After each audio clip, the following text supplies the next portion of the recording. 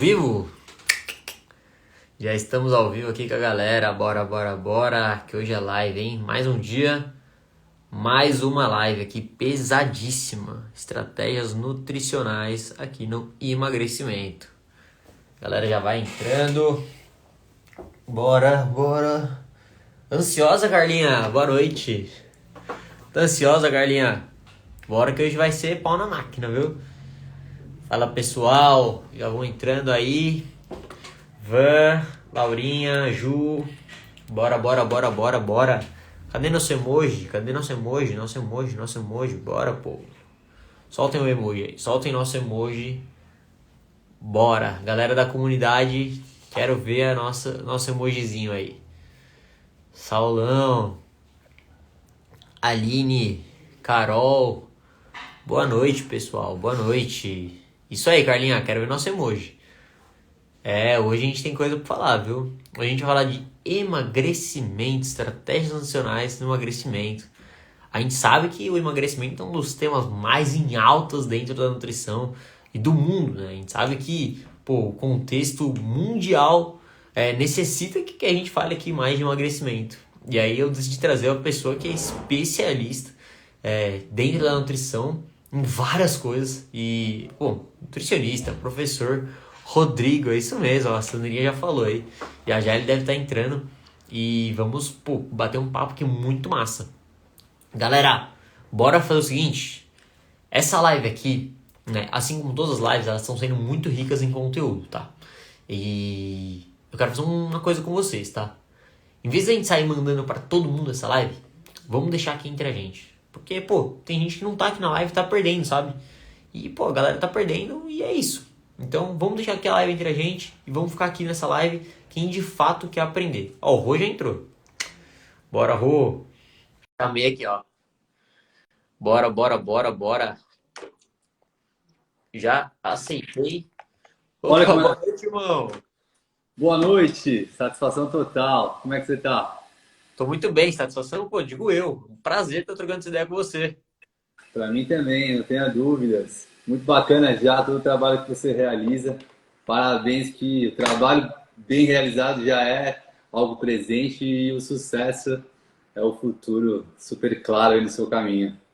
Fico muito feliz de ouvir isso de ti. Então, e parabéns por tudo que você entrega. Quando eu falei que você ia estar nessa live hoje, a galera, pirou, porque já te acompanham também. E eu falei, galera, não perca essa oportunidade, porque pra mim vai ser uma aula ao vivo aqui, eu vou aprender contigo. É uma baita oportunidade de poder tirar, meio que perguntar o que a galera quer te perguntar. Então, acho que vai ser muito massa. E, enfim, se tem alguém que não conhece aqui, por favor, se apresente. Acho que todo mundo deve te conhecer já. Que legal. Bom, meu nome é Rodrigo Moreira, sou nutricionista aqui de São Paulo. Tenho uma experiência grande com nutrição esportiva. O processo de emagrecimento foi a aula que eu tive mais repercussão durante a minha carreira.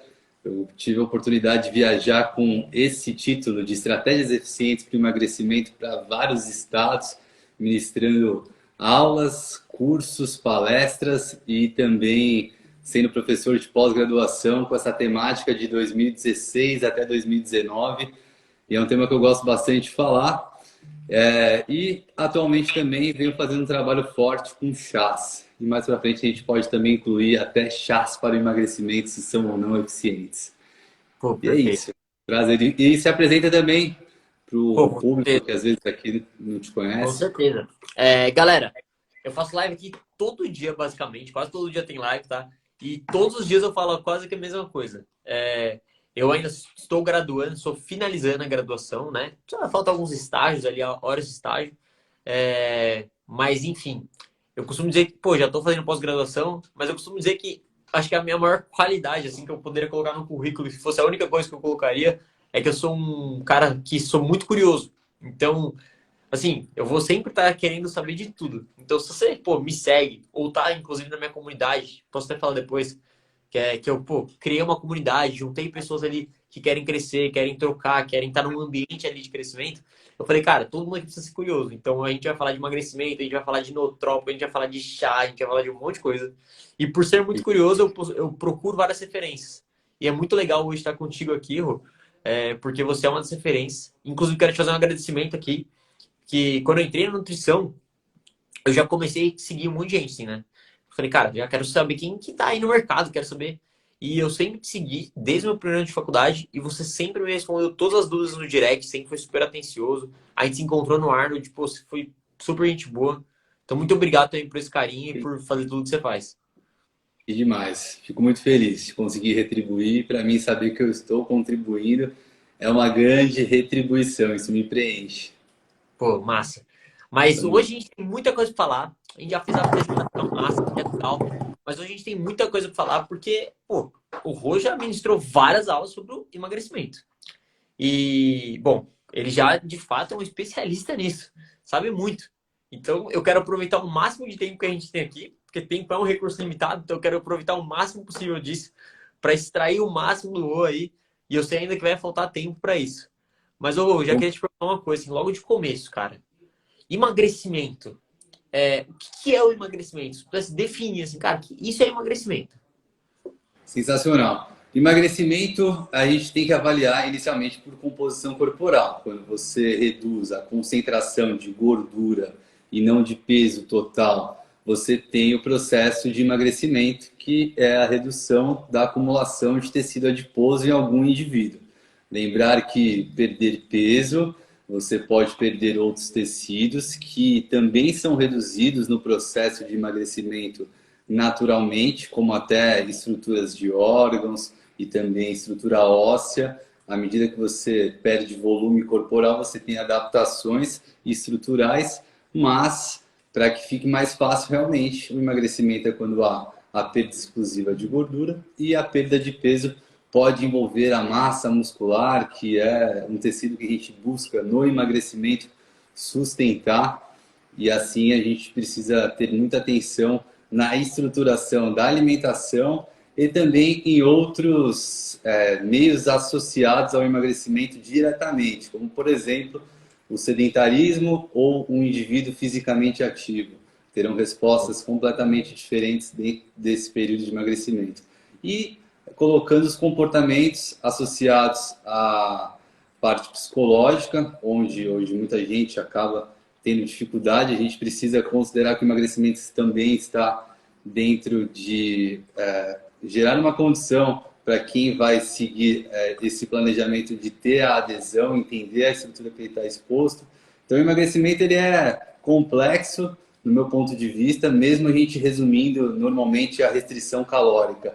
Porque se fosse tão fácil, teríamos uma sociedade com peso controlado e não atualmente que temos a cada 2 indivíduos, um em estado de sobrepeso, a cada 5 indivíduos, pelo menos um em estado de obesidade. Tem dados mostrando que em 2030 teremos a cada 3 indivíduos um em estado de obesidade na idade adulta. E infelizmente também tem associação com a escolaridade. Quanto menor a escolaridade, maior a concentração de obesidade. Então, só queria fazer essa introdução. Pô, introdução perfeita. Eu queria puxar exatamente esse gancho que você tocou, que é um processo que ele é complexo e que ele não deve ser limitado à restrição calórica. E eu costumo dizer uma coisa aqui, Rô. No meu Instagram, pô, quem vê os stories ali sim vai ver isso. É, a restrição calórica, ela é necessária? Sim, porque a gente entra num conceito físico. Pô, basicamente a gordura, ela é um estoque energético. Tá bom, se ela é um estoque energético para o meu corpo, se falta energia da minha alimentação, eu vou pegar essa energia de dentro. E aí, se tudo estiver bem estruturado, a maior parte dessa energia vai vir desse meu estoque, que é a gordura. Então, precisa, beleza.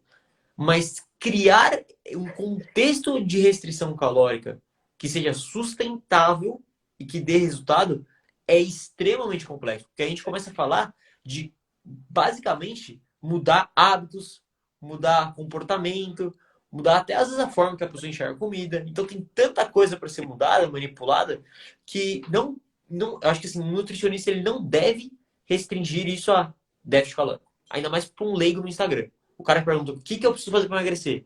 Aí aquela resposta, déficit calórico. Pô, Cara, isso é, né? muito raso, né? Você construir desse jeito. E é legal de colocar, a primeira lei da termodinâmica é bem essa, que a mudança do peso ela vai ser de acordo com a ingestão e o gasto. Então, se a ingestão for mais alta ou mais baixa em relação ao gasto, você vai ter um aumento ou uma redução do peso.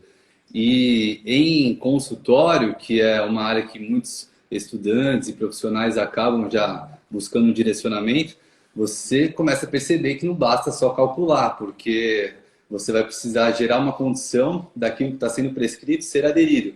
E aí, para isso, você vai ter que entender que às vezes ele vai ter uma pizza com vinho no final de semana, que já é um hábito familiar, difícil ou não indicado dele abandonar e sim controlar.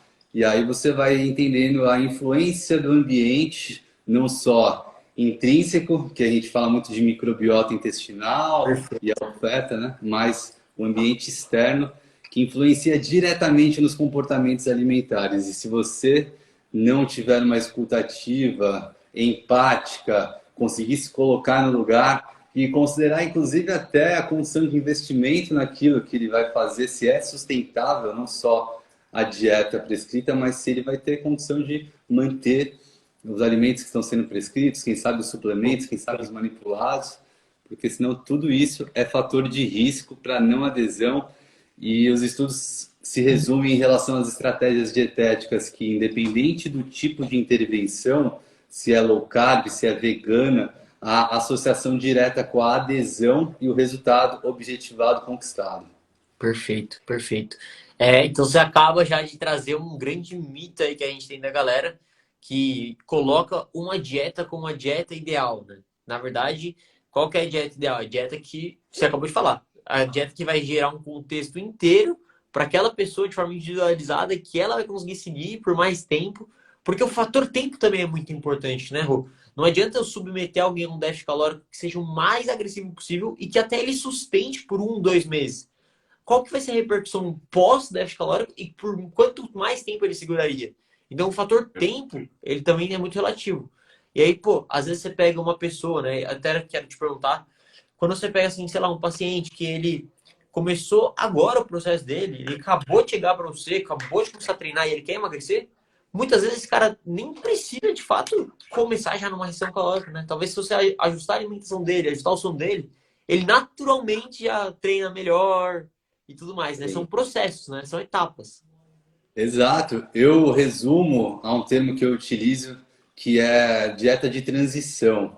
Massa. Então, sempre os pacientes que chegam, eu avalio qual que é a condição atual e eu tenho um objetivo estabelecido de ser atingido, mas quem sabe, em alguns casos, não é desde o princípio que eu faço já uma mudança que às vezes é muito expressiva para aquele paciente. Então, aí eu falo que é a dieta de transição, que normalmente duram 2 a 3 semanas, e aí eu recebo o feedback do paciente. Assim, ele já vai mudar alguns pontos que são relevantes e que serão possivelmente sustentados de forma parecida na próxima adaptação que eu for fazer, mas fica algo em processos, progressivo, algo que vai sendo construído, como você colocou, e garanto para todos que estão do outro lado que se você fizer isso com o seu paciente, é uma possibilidade que dá certo com certeza. Então, você conseguir ir ajustando de uma forma que fique viável, porque muitas vezes para ele mudar da água para o vinho na próxima semana é muita mudança, sendo que ele tem outras tantas preocupações que o consomem e que sobra pouco tempo por enquanto para ele mudar tanto assim. Então é mais fácil mudar aos poucos e você deixando isso claro ao paciente, você consegue maior adesão, porque também um ponto chave que os estudos mostram é assim, como que é uma prescrição de sucesso, você tem que trazer a conscientização da necessidade da modificação que você está oferecendo e os estudos mostram que é só você passando conhecimento que você consegue gerar essa mudança. Então não é só falar, tira isso, coloca aquilo, você tem que justificar e cada vez mais os pacientes estão vindo já com uma base sobre a nutrição, então você precisa de um aprofundamento na explicação e isso vai ajudar muito a adesão do paciente. Perfeito. Rô, acho que você colocou aí um ponto de, assim, de dois pontos que eu consigo puxar. Um, o paciente já vem com uma base, mas muitas vezes essa base não tá certa. Muitas vezes essa base, pô, ele é um leigo, ele escutou da internet de algum cara aí. Enfim, então tem esse ponto. Então você precisa saber ali explicar para a pessoa. E tem um ponto que não é do leigo, que é do profissional. Por quê? Eu falei que eu criei uma comunidade, né? E que nessa comunidade eu coloquei um monte de estudante e nutri recém-formado. O que eu Boa. percebo? Às vezes acontece de eu fazer uma live no Instagram, outro dia eu fiz uma de TPM. E eu falei que lá eu ia colocar alguns estudos com intervenções, e aí ia mostrar tipo, qual foi o suplemento que usou, o que melhorou, qual foi a dosagem, como foi o estudo. Todo mundo que ouviu falando isso, muita gente me chamou antes da live e falou assim, já me manda a dosagem que tem que passar por quanto tempo? E aí o cara, ele vira um prescritor. Ele não entende a base. Então como que ele vai explicar para o paciente os processos, passar confiança para o paciente falar assim, não, então eu vou seguir, e aí eu vou ter a lesão, e aí eu vou ter resultado. Então, isso que você falou foi perfeito. Acho que você, até como um nutri mais experiente, um professor também, que você é, eu acho que é tão importante isso, né? A gente de fato estudar, às vezes porque é chato. Pô, às vezes é chato de fato estudar e entender algumas coisas. É verdade. Mas, para eu entender emagrecimento, então, eu não preciso só saber o que passar, o quanto de déficit passar, né? Eu tenho que entender muito mais coisa. Até para você, por exemplo, então você fez a prescrição, o paciente passou pelo primeiro período, ele vai fazer uma segunda consulta, que alguns chamam de retorno. Como é que você vai avaliar se aquilo que você prescreveu trouxe o resultado esperado? Às vezes não traz o resultado esperado, vamos simular essa situação. E aí, você realmente vai entender o porquê? Primeiro que você vai ter que, no momento desse resultado que foi encontrado, que não foi o desejado, já trazer uma explicação para o paciente, mesmo que você não traga toda a adaptação já no momento, mas você vai ter que justificar e encontrar quais são os pontos a serem corrigidos para até aproveitar do momento do atendimento, que vale um parênteses, o momento do atendimento é o momento da transformação, é aqui que você traz o resultado para o seu paciente. Então, não queira agilizar a sua consulta porque você acha que você vai ganhar tempo, que na verdade, possivelmente seu paciente vai ficar com mais dúvidas, vai até te mandar mais dúvidas posteriormente, se você somar o tempo que você vai se doar para isso, era melhor você ter aprofundado durante o atendimento e principalmente se o paciente não sai com toda a conscientização, o resultado não é conquistado, ele não volta, ele não indica e você vai ter muito mais dificuldade de manter sua agenda cheia. Nossa Então, senhora. Eu acho que a galera, eu sempre falo pra galera vir com papel e caneta. Eu acho que esse foi um trecho que tem que ter anotado, porque isso aí não foi de emagrecimento, isso aí foi sobre consultório, cara. Tipo assim, isso aí foi ensinamento de mentoria. Isso aí tem que ter anotado, assim, a galera tem que ter. Porque, você tem a cara, visão, né? pô, Você que tem a visão. visão, outro Pô, patamar. muito, muito massa mesmo. É, voltando um pouquinho até para o emagrecimento, a gente já entendeu então que o emagrecimento ele é tão complexo que além de não poder falar que é só algo de restrição calórica, também não pode ser colocado como algo de que a pessoa não seguiu a dieta, às vezes foi você que não soube explicar e passar confiança e fazer a pessoa entender o que era importante. Às vezes ele estava com dúvida e não chegou a você. Então tem vários pontos aí no emagrecimento que a gente tem que entender. E a gente também sabe que não existe uma melhor dieta, que existe dieta ideal. Mas, pô, talvez muita gente esteja aqui e esteja perguntando assim, tá, que hora que ele vai falar? Quanto que passa de déficit? Qual fórmula de gasto energético usar? Como que eu faço antropometria? Qual exame eu tenho que pedir? Pode ter muita gente pensando isso. Então, vocês estão pensando isso, cara, não é a ideia. A ideia aqui é, de fato, extrair o que está por trás de todos os processos, está por trás do básico. E, Rô, já nesse caminho, eu queria te fazer uma pergunta.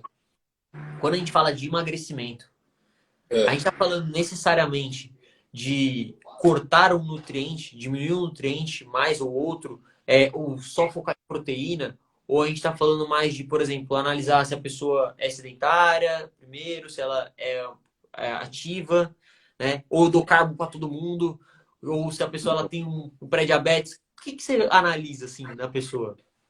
Ó, resumindo e sendo um pouco até polêmico por ser resumido, as dietas mais altas em proteínas e mais baixas em carboidrato e ou em gordura, ou seja, dietas hiperproteicas, são as mais eficientes para o emagrecimento, porque elas vão gerar condição de sustentação do ganho de massa ou até mesmo um ganho concomitante de resultado, reduzindo gordura e ao mesmo tempo gerando ainda um aumento de massa muscular.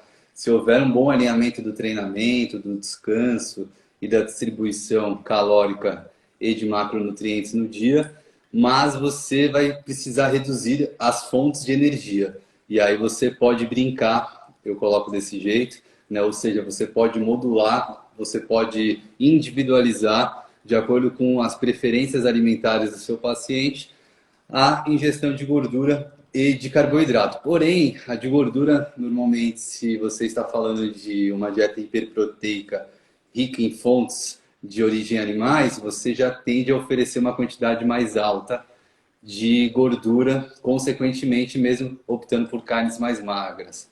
E o mesmo vale se for uma dieta de característica vegetariana para o carboidrato, que as fontes proteicas vegetais já são mais altas para os carboidratos e mais baixas em gorduras. Mas ainda assim, você fica dentro dessa balança entre as fontes energéticas, que aí estamos falando das gorduras e dos carboidratos, e as proteínas. O ideal é que você mantenha elas altas, acima de 2 gramas por quilograma de peso corporal. Dentro da minha prática, eu utilizo frequentemente algo próximo de 3 gramas, saindo da referência considerada que há a maior já estimulação de síntese proteica, porque a gente tem que pensar num balanço nitrogenado, onde você tem tanto a estimulação da síntese, mas também a degradação, e quanto menor for a degradação, maior vai ser o balanço nitrogenado, e os resultados práticos são muito eficientes com essa estrutura alimentar. E para complementar em relação à oferta calórica, ela, dentro do que eu gosto de prescrever, raramente é abaixo do basal, muito raramente, pois sabemos que dietas muito baixas em calorias vão já mexer de forma aguda na produção de hormônios tiroidianos, e isso vai gerar uma resposta de termogênese adaptativa, que é uma redução do seu gasto calórico induzido por uma restrição calórica exacerbada e também seguida por um longo período. E com isso você acaba, muitas vezes, não tendo um benefício significativo. E só mais uma também, tem a restrição calórica intermitente, que é muito legal, que funciona muito na prática, que é quando você faz 2 semanas, por exemplo, de restrição, 1 semana de normocaloria, e aí você tem um resultado avaliando as semanas de restrição somadas em comparação ao mesmo período em restrição contínua, mais significativo. Muito bom, cara, excelente, hein? Já deu o papo aí pra galera. Eu vou puxar um pouquinho mais agora do Rô, quero aprender um pouquinho mais, até para contribuir um pouquinho o que eu gosto de fazer até em mim. Eu gosto de, por exemplo, comer menos calorias, assim, ter um déficit um pouquinho maior durante a semana, e no final de semana eu posso comer um pouquinho mais. E eu percebo que para minha adesão, para minha rotina, para tudo sim, acaba funcionando até melhor. Então, até seria uma restrição calórica intermitente. Você faz ali na semana um pouquinho mais, e aí durante o final de semana você come já ali próximo ao que você já tem de gasto energético. Mas eu queria puxar ainda um pouquinho algumas coisas, porque, por exemplo, você colocou ali de próximo a 3 gramas quilo de proteína. E aí vai ter gente que vai ver isso e vai falar: Nossa senhora, mas calma aí, a microbiota dessa pessoa vai ficar péssima. Porque a gente sabe que tem as bactérias intestinais que elas dependem mais de fibras e outras de proteína. E aí, se você desencadeia ali uma alimentação muito proteica, você acaba exacerbando a proliferação dessas bactérias, e aí você diminui a produção de alguns ácidos graxos de cadeia curta, e sistemicamente você tem uma redução ali de processos mais saudáveis. Só que você não falou que você vai tirar fibra, né? Porque eu sei que você Exatamente. gosta muito de leguminosa para bater. Pô, leguminosa tem proteína, não tem? Demais. Então, você não precisa ter essa associação direta, porque você avaliando o conjunto da prescrição, você vai ter frutas, legumes, verduras, leguminosas, cereais, tubérculos, raízes, e com isso você consegue ter total controle em relação à função da microbiota e melhora significativa ainda, porque também o processo de perda de gordura traz uma redução da inflamação em indivíduos que estão com esse acúmulo, e reforçando que um consumo, por exemplo, de 400 gramas da combinação de frutas, legumes e verduras por dia já é associado a benefícios significativos, tanto no trato gastrointestinal quanto na redução de risco de complicações de doenças crônicas, por exemplo, né? Perfeito. Então, Rô, deixa eu te fazer uma pergunta da prática clínica um pouco. Tem uma recomendação, foi até um consenso europeu ali que fez, isso foi em 2020. em relação à fibra, né? Então, quanto de ofertar de fibra. E aí tem uma recomendação que é de 14 gramas de fibra dietética a cada 1.000 calorias. Você acaba seguindo algo próximo a isso? Sim, normalmente, naturalmente, pela alimentação prescrita, ela já é rica em fibras. Eu gosto muito de alimentos com valor nutricional altos, né, em relação à proporção do que eles oferecem de calorias. Então, eu estimulo ao máximo o meu paciente a ter uma alimentação, por exemplo, que é destacada de característica mediterrânea, onde há um estímulo grande de frutas, legumes, verduras, proteínas magras, mas de forma geral, sempre estimulo as frutas, legumes e verduras, que eu acho que é a base para prevenção e tratamento de praticamente qualquer patologia. Você vai encontrar a orientação de ter uma boa ingestão e aí, consequentemente, a ingestão de fibras, dependendo da quantidade calórica, ultrapassa ainda de forma expressiva a que é indicada como já suficiente para trazer os benefícios, né? Perfeito. Eu te fiz essa pergunta, então, para a gente tirar aqui um negócio legal de insight para o emagrecimento, é que você trabalha com uma quantidade de proteína alta e com uma quantidade de fibra alta. O que isso, além dos benefícios. E assim, gente, eu também não gosto de associar muito proteína, fibra, como só nutriente, né? Porque o que você falou foi o seguinte: eu gosto de dar alimentos ricos em nutrientes. Então, você está dando um monte de coisa ali, além da fibra, além da proteína, né? Você tá indo além do frango e além, sei lá, da aveia e além do arroz. Você pensa em várias coisas que tem na aveia, que tem no arroz, que tem no frango. Então, e obviamente nas frutas, legumes, vegetais. Isso é muito legal. Mas o que você está falando então pra gente é que você estimula muito também a saciedade dessa pessoa, então. Verdade. Esse é um ponto excelente. Que fique claro, dietas hiperproteicas são termogênicas. Se existe um alimento termogênico, ele não se chama canela, não se chama gengibre, não se chama cafeína, se chama proteína. O gasto energético necessário para a sua própria digestão, chamado de efeito térmico dos alimentos, gira em torno de 20 a 30% das calorias oferecidas pelo alimento. Então, isso é muita coisa. Temos uma cafeína estimulando um aumento de 3, 4% do nosso metabolismo, que já é algo relevante em alguns casos. Além disso, proteínas estimulam produções de hormônios, principalmente inicialmente no trato gastrointestinal, globulina similar ao glucagon, polipeptídeo Y. Você vai ter respostas também a nível do sistema nervoso central, de hormônios anorexígenos a partir disso, reduzindo então o apetite. E assim você vai ter um alimento que vai te dar aumento de saciedade, aumento do seu gasto energético, e as fibras vão contribuir para aumento maior ainda desse processo de saciedade, até por redução dos movimentos peristálticos e deixando com que esses hormônios sejam liberados por mais tempo. E isso facilita muitos comportamentos, porque se você sente, por aumento de liberação de uma grelina, por exemplo, um maior apetite, a tendência é que você queira, muitas vezes, até escolher alimentos mais densos em calorias de forma até que involuntária, como um sistema hedônico de recompensa, e também você acabe muitas vezes querendo comer mais quantidade. E até tem algumas intervenções muito simples, como a correta hidratação, que está Boa. associado diretamente com a redução da ansiedade. E a ansiedade é um grande fator de risco para exageros ou até estados de compulsão alimentar, né? Pô, que massa. Que aula, hein? Isso aí foi aula agora que você falou. Pô, muito bom, de verdade. Inclusive, eu queria só dar um salve aqui. Acho que o Thiago entrou na live aqui, Thiago Barros, grande parceiro. Mas, Maravilha. pô, voltando aqui, ainda pegando um pouquinho mais do conhecimento, vou aproveitar aqui, mas essa relação hormonal é muito legal, né? Essas vias anorexígenas, então essa relação hormonal ali que você falou, da grelina, a gente tem a leptina, a gente tem a insulina, a gente tem, enfim, alguns hormônios relacionados na verdade, fome, saciedade, enfim, né? A comportamento alimentar. E a gente sabe que no emagrecimento, a depender da forma que ele é colocado, pode ter impacto também nesses hormônios, de forma direta, indireta.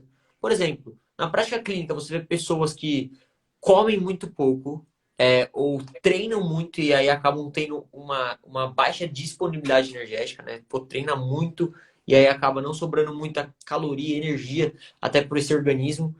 Acaba às vezes tendo uma insuficiência na parte nutricional, aí acaba tendo impacto no sono. Aí essa pessoa que tem impacto no sono, ela tem uma alteração do apetite e ela tem mais ansiedade, mais estresse, mais motivação a comer algo que não estava dentro do planejamento, colocando assim, então buscar mais calorias, buscar mais alimentos mais calóricos. Você consegue ver esse contexto na prática ou é só nos estudos? Tipo, o cara dorme mal, porque ele come mal e aí ele acaba comendo pior ainda. Você vê isso ou fica só nos estudos? Conta pra galera. Não, super prático. Isso nós podemos avaliar numa noite mal dormida, seja em quantidade, seja em qualidade, como é o seu comportamento no dia seguinte. Primeiro que você já acorda mais indisposto, e esse wake up feeling, que é a sensação ao levantar, já é um fator de risco em relação a comportamento alimentar. Porque a tendência é que você tenha mais irritabilidade no seu dia, você tenha mais ansiedade, menos produtividade, e o que te resta de recompensa é um chocolate ou uma lasanha que você pode comprar, né, na hora que você quiser para se acalmar. É aquela água com açúcar quando você se sente agitado, mas puxando para a qualidade do sono, então realmente é um ponto-chave e os comportamentos são nítidos de indivíduos que têm muito desejo de mudar, mas que ainda não conseguiram ajustar o sono, tem privação. Aí colocar que privação é tanto a qualidade insuficiente, mesmo com quantidade adequada. O que é qualidade insuficiente? A gente pode começar uma avaliação simples, que são os despertares noturnos. Então evite ingerir água no final do dia e levantar para urinar. Se você volta rápido, menos mal, mas mesmo assim não é o ideal. Mas é muito comum muitas pessoas despertarem 3, 4, 5 horas da manhã e não conseguirem voltar a pegar no sono, mesmo às vezes se prontificando a ficar o tempo de 8 horas que a gente considera indicado. E isso então já é um baita gatilho negativo ou seria positivo se estivesse controlado. Mas normalmente tem sempre outros fatores associados. O sono não está bom porque a alimentação também muitas vezes não está oferecendo aquilo que ele precisa, ele já está no estado inflamatório de estar com aumento de acúmulo de gordura corporal, né? Mesmo não estando muitas vezes com IMC de obesidade. Perfeito. Né? E aí você vai ter uma série de respostas homeostáticas, hormonais, que é a busca desse equilíbrio, e aí você vai ter, como está no estado inflamatório, uma redução da produção de serotonina, por exemplo, e você vai ter estimulação de neuropeptídeo Y no seu sistema nervoso central, que vai aumentar o seu apetite, né? Você vai ter aumento de grelina como um sistema também já que está inflamado, fornece energia para dar condição da reparação dessa inflamação.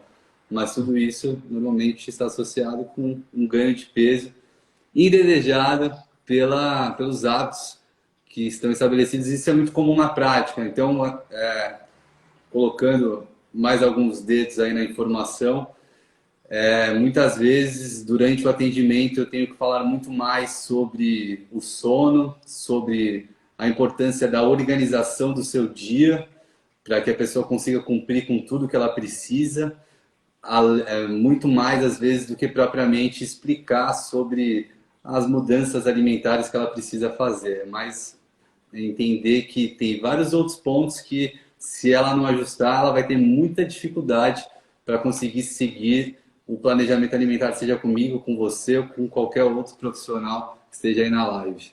Perfeito. Rô, eu adoro falar de sono, assim, né? Porque a gente sabe que o sono ele é tão importante, ele é um estado fisiológico tão importante para o nosso organismo. E aí que eu vejo muito. Pô, a nutrição ela tem uma grande influência sobre o sono. Tanto no contexto de melhora quanto de piora. E aí a gente vê pessoas, às vezes, que já estão nesse contexto que você colocou, de, pô, tá mais inflamado ali. E aí, às vezes, a gente se limita muito a algumas vias, a um pensamento mecanicista da coisa. Então, fala, pô, a pessoa tá com sono ruim, vou dar triptofano. Porque eu vou dar triptofano, eu vou aumentar triptofano ali para ela. Esse triptofano vai passar a barreira hematoencefálica e aí ela vai ser convertida em serotonina e depois melatonina. Mas a gente sabe que isso nem sempre é assim. Se o triptofano realmente tiver aumentado ali e passar essa barreira hematoencefálica numa condição mais inflamatória, ele pode ser desviado para outra via. não pode gerar o que você quer. Então tem vários, você tem que ajustar muito um contexto. E aí quando você falou de organização, eu achei super legal, porque eu já me peguei, por exemplo, em épocas de que eu gostava de treinar à noite. Então, tipo assim, eu tinha horário ou muito à noite ou eu acordaria um pouco mais cedo para treinar. E eu falei, não, não vou acordar mais cedo. Vou dormir 8 horas. Eu não vou dormir 7, né? Porque eu não quero perder esse tempo de sono. Então eu vou treinar tarde. E aí era pra eu ir deitar às 11h30 da noite. Só que eu treinava, eu ficava tão agitado que aí eu chegava em casa, tomava banho, comia e aí eu não conseguia dormir. Então, uma simples mudança no meu dia, que foi treinar cedo, fez uma total diferença na minha qualidade de sono, Que né? demais. E aí isso que é muito prático, né? A galera às vezes, pô, você pode trocar o seu treino e ser muito tarde, jogar mais de manhã, porque, pô, à noite você vai estar mais adrenérgico se você treina. Então isso vai impactar no teu sono. Então, no contexto prático é muito fácil de ver isso. Só que, Rô, eu também não poderia deixar isso passar de lado, porque a gente falou de emagrecimento, a gente falou de proteína, de fibra, saciedade, hormônio, a gente falou de sono. Mas como você é o mestre do chá, eu não posso deixar de te perguntar. Então, qual chá que eu, por exemplo, o que eu posso usar para melhorar sono? O que eu posso usar? Que legal. Excelente pergunta. Os chás, eles são então extratos que você pega uma droga vegetal, chamada também de ervas medicinais, que você vai fazer o processo ou de infusão conhecida, onde você pega partes mais suaves, como folhas, flores, e você aquece a água, adiciona, deixa por um tempo normalmente de 15 minutos, coa e consome. Tem o processo de decocção, legal de explicar antes de começar a dizer as opções, Perfeito. são partes mais rígidas, como um gengibre, uma cúrcuma, raízes ou folhas muito grossas, que você precisa ferver um pouco desse extrato junto com a água. E aí você normalmente ferve por uns 5 a 10 minutos e deixa ainda em infusão o mesmo período que você deixaria em infusão as folhas e flores.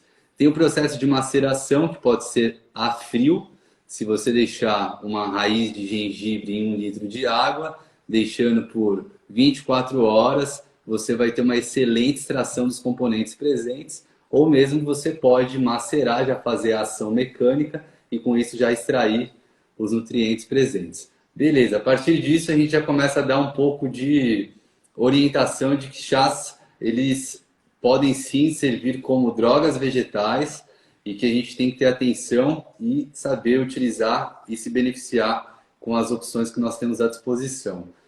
Para sono, a gente vai levar em consideração chás que têm efeitos calmantes, tanto para o sistema nervoso central quanto para o trato gastrointestinal, chás com capacidade digestivas, porque sabemos que grande parte da nossa serotonina tem produção no nosso intestino e com isso, esses dois mecanismos sendo ativados, a gente vai ter uma potencialização no resultado, até mesmo uma produção de triptofano, gerando como resultado final um aumento de melatonina dentro da sua via, onde você vai ter ali seus intermediários. Aí os chás, camomila clássico, Matricaria recutita, que é o seu nome científico, é uma ótima opção. Camomila é o chá com mais referências com efeito digestivo que nós temos, acima do seu efeito calmante, ansiolítico ou antidepressivo. Se você associar com ervas que também estão dentro desse mecanismo de ativação da via GABAérgica, que é uma via neurorelaxante, né, diferente de uma via dopaminérgica, né, que vai te trazer uma estimulação adrenérgica, que seria conquistada com uma cafeína, com chá verde. Você pode associar com uma Melissa officinalis, conhecida como erva cidreira. A quantidade para um indivíduo adulto, vamos colocar entre 20 a 60 anos, vai girar em torno de 1 colher de sopa de cada uma dessas duas ervas diluídas. Para cada grama, você pode utilizar aproximadamente 100 ml de água. Então, em 2 colheres de sopa, você tendencia a ter de 2 a 3 gramas por colher de sopa, girando em torno de uma diluição de água de 400 a 600 ml, fazendo a ingestão já para o final do dia, quando a gente já tem uma queda expressiva do nosso cortisol, já gerando a condição da absorção, da metabolização e distribuição dos compostos bioativos presentes para que um pouco mais à frente, 2 a 4 horas posteriormente, você já tem esses efeitos. E só para citar, sem aprofundar agora, para não ficar muito alongado, mulungu, muito conhecido, é uma erva com capacidade significativa, valeriana, passiflora, cava-cava, capim-limão, ou conhecido como capim-santo também, e também conhecido como erva cidreira erroneamente em alguns lugares, né? E também falei valeriana, temos também a lavanda, que é muito efetiva, temos a erva de São João também, e também a erva doce, são as principais que eu destaco. Caraca, que massa. Olha só, quando você começou a falar de como fazer o chá, eu comecei a ver, caraca, eu aprendi isso e não foi por conta da nutrição, foi tipo vendo minha avó, minha mãe. Então olha que legal isso também, né? Como o chá às vezes está na rotina. Resgatando, né? Resgatando. Exato. Eu também sempre tive esse estímulo, sempre tive resultados positivos com meus pacientes na prescrição e também com o hábito familiar. Minha família é do interior, e o interior usa muito terapias alternativas. E aí, à medida que eu fui me permitindo aí estudando, eu fui percebendo que tinha muita coisa que ninguém nunca tinha me falado. E Uhum. que alguns pontos que já tem um dito popular, tem embasamento científico para sustentar, e outros até que são mitos, como por exemplo, gengibre aumenta a pressão. Isso é erroneamente falado, porque é exatamente o inverso, mostrado em meta-análise em forma de extração por chá, que gengibre é hipotensor, por exemplo. Que massa. Excelente para tomar no final do dia. Tudo que abaixa a pressão tem efeito relaxante. Então, até fica a informação. Todos calmantes, todos ansiolíticos. Muito cuidado para quem já tem uma pressão baixa, porque vai abaixar mais ainda. Assim como os chás diuréticos, como hibisco, cavalinha, salsinha, vão reduzir mais ainda a pressão. Que massa. E eu preciso te perguntar uma coisa, então. A galera gosta muito de manipulado. Então a galera ama manipulado. Mas muitas vezes as pessoas manipulam a passiflora, a valeriana, melissa, né, os compostos ativos ali. E aí, às vezes, a gente pode extrair isso do chá. O chá seria tão efetivo quanto se eu tiver a mesma dose? Não, são diferentes, porque a gente fala de extratos secos padronizados, que são Uhum. concentrados no marcador ativo. Então vamos lá, uma camomila vai ser em apigenina ou chamazuleno, e por aí vai, né? Você vai ter então seus compostos bioativos que estarão muito mais concentrados. O chá a gente chama de fitocomplexo, que Tá. ele vai ter vários outros nutrientes, inclusive vitaminas e sais minerais, na sua extração. Por exemplo, 500 ml de hibisco sendo feito com 3 gramas por cada xícara de 250 ml, tende a oferecer em torno de 200 a 250 miligramas de magnésio, que já Caraca, tem, é significativo ao ponto de redução de pressão, redução de dores, com efeito terapêutico só por esse mineral dentro dessa concentração. Então, os chás eles vão oferecer uma menor concentração desse composto bioativo, quem sabe principal, que vai promover o efeito desejado ou principal esperado daquela erva, mas vai ter uma quantidade relevante e por somatizar, por acabar gerando um sinergismo com os outros nutrientes presentes, em alguns casos você tem não dá para colocar equivalência, né? Mas você pode ter as duas terapias trazendo os resultados tão quanto, desde que você use as doses adequadas. Como é o caso da lavanda mesmo, a lavanda em cápsula, em chá, em forma de spray, em forma de óleo essencial. Os resultados são muito significativos em todas as vias de administração. E o chá está pô, dentro que das massa. opções. Mas, então acho que a gente pode até comparar com o próprio, não sei se comparar assim de fato, mas tem muito isso com o café, né? Pô, a gente sabe que o café, a cafeína, ela é hidrossolúvel. Então, a depender da forma que eu faço o café, eu vou ter uma concentração diferente de cafeína. Tem até estudo legal que, assim, a galera pega a mesma dose de café e cafeína e aí tem o mesmo resultado. Porque tem a mesma dose de cafeína nas duas formas. Só que aí quando eu pegar o café e eu comprar todo dia o mesmo café na mesma loja, a concentração de cafeína dele altera. Então nem sempre vai ter a mesma concentração ali. Só que eu também posso dar um café para ir treinar, porque pô, me ajuda, me estimula, é legal. Então, é meio que isso. Pô, se eu manipular, eu tenho mais concentração, eu tenho resultado. Legal, mas o chá também vira uma terapia. E eu queria colocar uma pergunta, até saindo um pouco do composto ativo. Mas eu sou uma pessoa que eu adoro rotina e hábitos que eu chamo de hábitos angulares. Então, pô, eu faço isso, reflete nisso, reflete nisso, reflete nisso. Eu percebo, Rô, que eu pego lá e faço uma higiene do sono. Largo o celular, faço um chá. Um pouquinho de chá. De passiflora, eu gosto do sabor, assim. Deito. Pego um livro, deixo a luz não tão forte. O sono vem assim. Eu posso estar super ansioso. Eu começo a imergir, assim. Então, às vezes não foi nem o composto, foi todos esses gatilhos de rotina que eu incorporei e ainda usei o chá, né? Então, isso é muito prático também para um paciente que às vezes não está se dando bem no emagrecimento porque não está dormindo bem, né? Meu, você vê, tem coisas que você não precisa gastar nada, você só precisa de uma boa orientação e alguém que se permita tocar em pontos que às vezes você acha que não é responsabilidade do nutricionista ou que você vai ser muito invasivo, mas a gente procura muito no suplemento, no alimento, no medicamento, a solução que às vezes está numa orientação, né, que não tem custo envolvido dentro disso e que pode ser a real necessidade que ele precisa. Então, por isso que o atendimento clínico, ele sempre tem essa visão humanizada, tem uma visão já ampliada, holística, né? Porque senão você acaba não sendo suficiente para o paciente. Então, não tem como não levar tudo isso em consideração e seu raciocínio está perfeito. Então, o nutricionista, ó, tem uma frase que é de 1973, falado que o nutricionista é um agente de mudança de comportamentos. Eu acho essa frase muito forte, muito boa, e que é isso. Então a gente adquire conhecimentos sobre alimentação, mas a alimentação, se você pegar a dieta em latim, ela tem o significado de estilo de vida alimentar. E é isso que o nutricionista vai oferecer. Alimente-se de boas energias, alimente-se de bons pensamentos, além de se alimentar de bons nutrientes, sabe? Pô, que massa. Isso é muito legal. E essa frase, pô, sensacional também. Eu gosto também daquela clássica que a gente não trata o peso na balança, a gente não trata o valor do exame, né?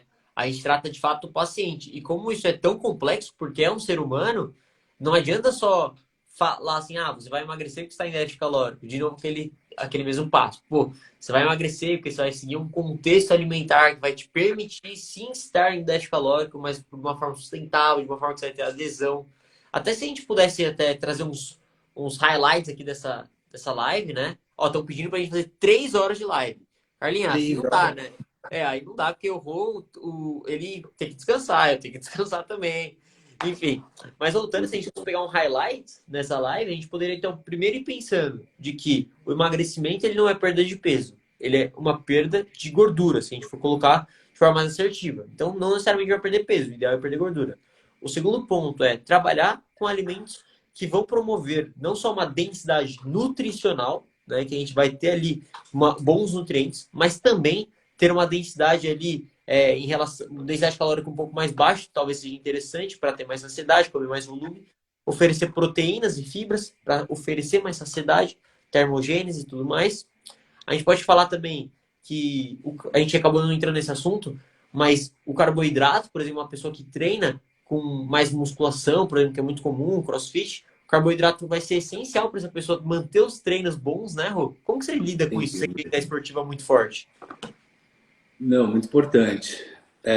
O carboidrato é o macronutriente mais anticatabólico e mais performático ao mesmo tempo. Então, ele é um que a gente não pode abrir mão se o objetivo é performance.